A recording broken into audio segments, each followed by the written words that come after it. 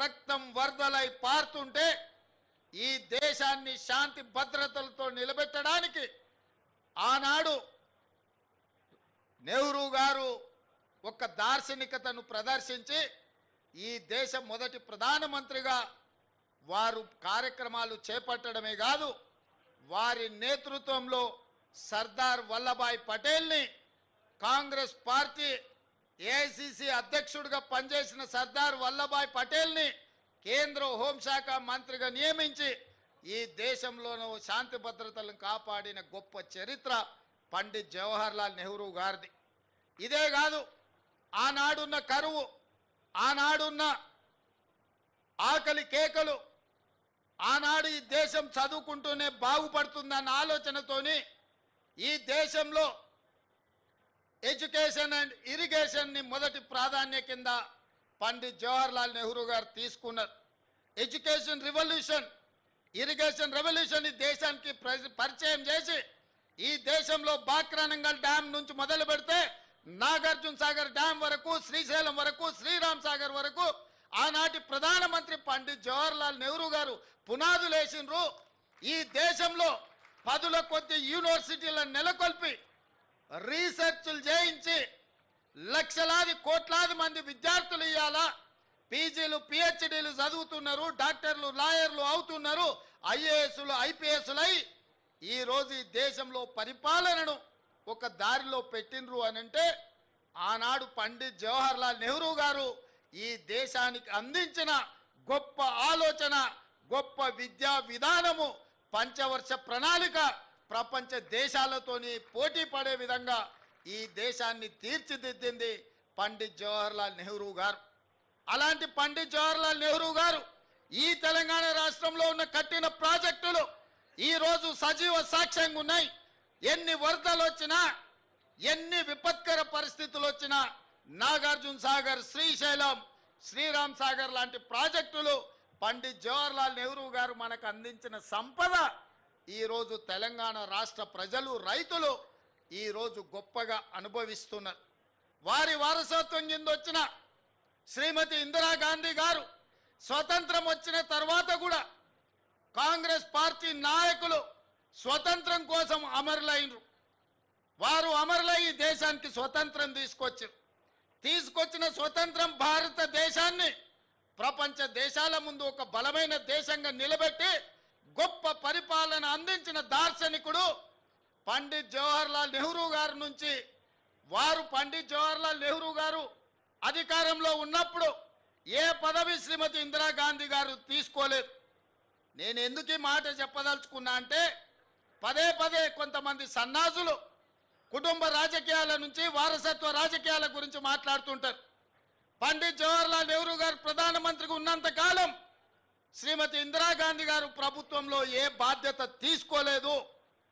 వారి తర్వాత ప్రధానమంత్రులు మారి ఆ తర్వాత ఇందిరాగాంధీ గారు ఈ దేశానికి ప్రధానమంత్రిగా బాధ్యతలు చేపట్టారు.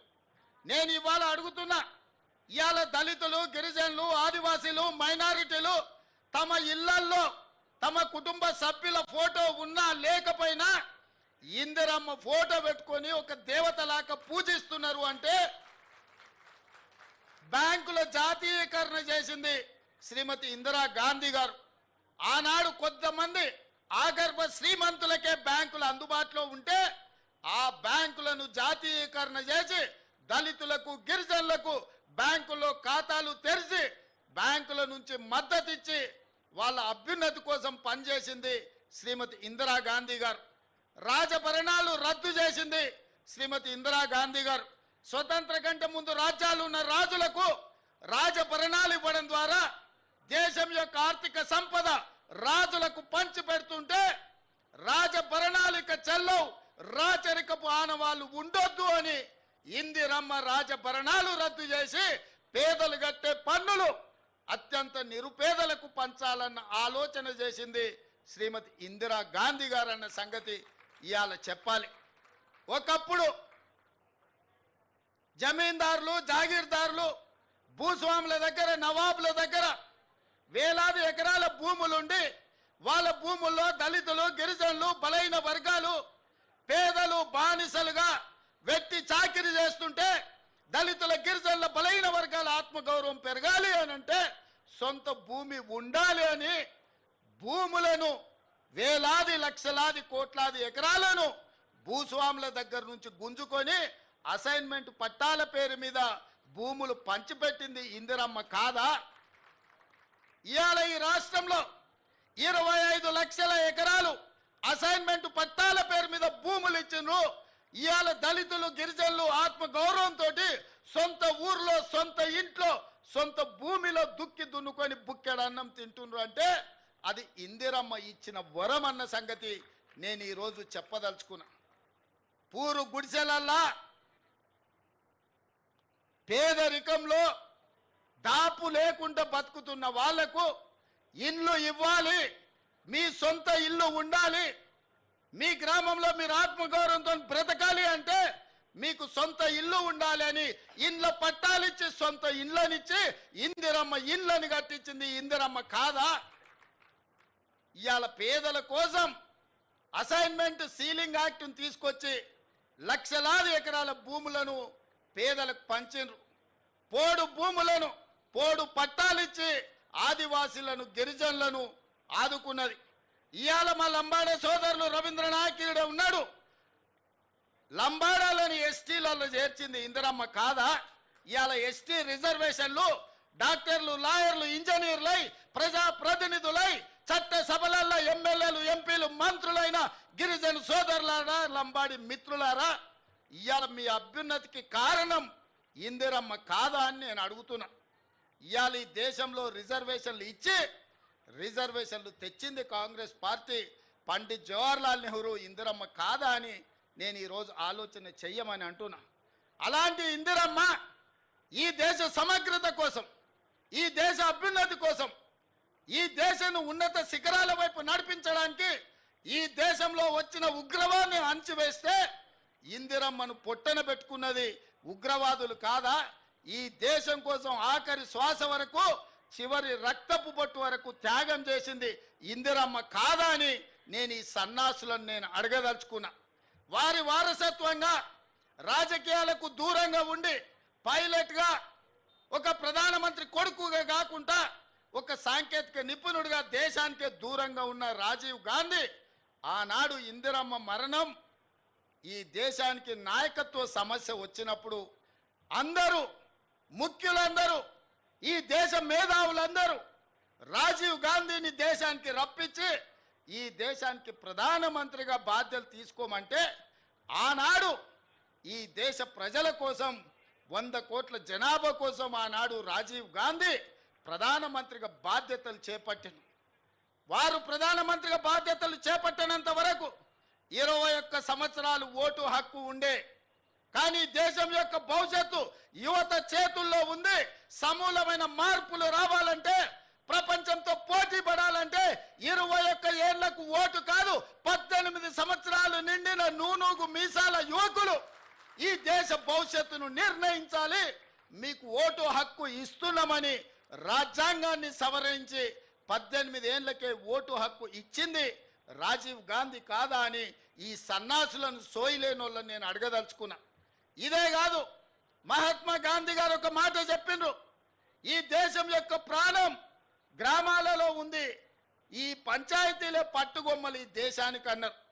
మరి ఈ పంచాయతీలే పట్టుగొమ్మలు అంటే ఢిల్లీలో నుంచి నిధులు రాష్ట్రాలకు వస్తే గ్రామాలకు చేరట్లేదని ప్రత్యక్షంగా కేంద్రం నుంచి గ్రామ పంచాయతీలకు వాళ్ళ ఖాతాలలో నిధులు పోయే విధంగా రాజ్యాంగాన్ని సవరించి 73, 74 రాజ్యాంగ సవరణతోని నిధులను సరాసరి గ్రామ పంచాయతీలకు అందించిన మాట ఇవాళ రాజీవ్ గాంధీ తెచ్చిన సరళీకృత విధానాలు కాదా? అంతెందుకు, మా మేయరమ్మ ఉన్నది గద్వాల విజయలక్ష్మి గారు, మహిళా రిజర్వేషన్ కింద ఈ నగర ప్రథమ పౌరురాలు ఉన్నది. మా శ్రీలత డిప్యూటీ మేయర్గా ఉన్నది. అక్కడ మా సోదరిమణులు కార్పొరేటర్లు ఉన్నారు అక్కడ చాలామంది. ఎట్లయినరు తల్లి మీరు అందరూ? మహిళా రిజర్వేషన్ లేకపోతే మా వాళ్ళు మీకు ఇచ్చటోళ్ళ? మీకు ఈ కుర్చీలు దక్కేవా? ఈ నగరానికి ప్రథమ పౌరురాలుగా గద్వాల విజయలక్ష్మి అయి ఉండేదా? ఆడబిడ్డలకు అధికారం ఉన్నప్పుడే ఇల్లుతో పాటు రాజ్యంలో కూడా మీకు వాటా ఉండాలి అని ఆడబిడ్డలకు మహిళా రిజర్వేషన్ ను తీసుకొచ్చిన మహిళా పక్షపాతి రాజీవ్ గాంధీ. స్థానిక సంస్థలలో రాజీవ్ గాంధీ గారు తీసుకొచ్చిన మహిళా రిజర్వేషనే ఇవాళ ఈ ఆడబిడ్డలందరూ కూడా ఈడ కుర్చీలలో కూర్చొని రాజ్యాధికారంలో భాగస్వాములైనరు. ఆడబిడ్డలకు రాజ్యాధికారం ఇచ్చింది రాజీవ్ గాంధీ కాదా అని ఈ సన్నాసులకు నేను గుర్తు చేయదలుచుకున్నా. వాళ్ళకెందుకు గుర్తుంటుంది? 5 ఏళ్ళు ప్రభుత్వంలో ఒక మహిళకు మంత్రి కూడా ఇవ్వలేదు. ఆ సన్నాసులకు మహిళ ఆత్మగౌరవం ఎట్లా తెలుస్తుందని నేను ఈ సందర్భంగా చెప్పదలుచుకున్నా. అలాంటి రాజీవ్ గాంధీ ఈ దేశంలో సాంకేతిక విప్లవం వచ్చినప్పుడే, ఈ దేశానికి కంప్యూటర్ను పరిచయం చేసినప్పుడే ఈ దేశం బాగుపడుతుందని, ఈ దేశాన్ని 21వ శతాబ్దంలోకి నడిపించాలి అంటే కంప్యూటర్ యుగం రావాలి అని ఇవాళ మనం వాడుతున్న సెల్ ఫోన్లు కానీ కంప్యూటర్లు కానీ ఈ దేశానికి పరిచయం చేసింది రాజీవ్ గాంధీ గారు కాదా అని నేను అడుగుతున్నా. ఈరోజు శామ్ పిట్రోడా బతికే ఉన్నాడు. ఈ సాంకేతిక విప్లవం ప్రపంచంతో పోటీ పడే విధంగా ఇవాళ సిలికాన్ వ్యాలీని మనం నడిపిస్తున్నాము. అమెరికా ఆర్థిక వ్యవస్థను మనం శాసిస్తున్నాము అంటే సాంకేతిక విప్లవం ఈ దేశంలో తెచ్చింది రాజీవ్ గాంధీ. అందుకే ఈరోజు మనం ప్రపంచంతో పోటీ పడగలుగుతున్నాం. ఈరోజు ట్విట్టర్లో పెడుతున్నాడు, అమెరికా పోయి కంప్యూటర్ చదువుకున్నా అంటున్నాడు. ఆ కంప్యూటర్ని పుట్టించింది, ఈ దేశానికి పరిచయం చేసిందే రాజీవ్ గాంధీ సన్నాసి. లేకపోతే ఎక్కడనో గుంటూరులో ఇడ్లీ కూడా అమ్ముకుంటూ తిరిగేటోనివి. ఎందుకంటే ఆడికి చదువుకుంటానికి పోయినావు కదా, నువ్వు ఆన్నే ఇడ్లీ కూడా అమ్ముకొని బతికేటోనివి. లేకపోతే రైల్వే స్టేషన్లో చాయ్ సమోసా అమ్ముకుంటా సిద్దిపేటలోనే ఉండేటోనివి. రాజీవ్ గాంధీ దేశానికి కంప్యూటర్ని పరిచయం చేసింది కాబట్టి నీ బతుకు ఒక కంప్యూటరు, ఒక ట్విట్టర్ అకౌంటు, ఒక ఐటీ మంత్రివైనవు. లేకపోతే ఐటీ శాఖనే ఉండేది కాదు. రాజీవ్ గాంధీ గారు ఐటీ రంగాన్ని ఈ దేశానికి పరిచయం చేసిండు కాబట్టి ఆ సన్నా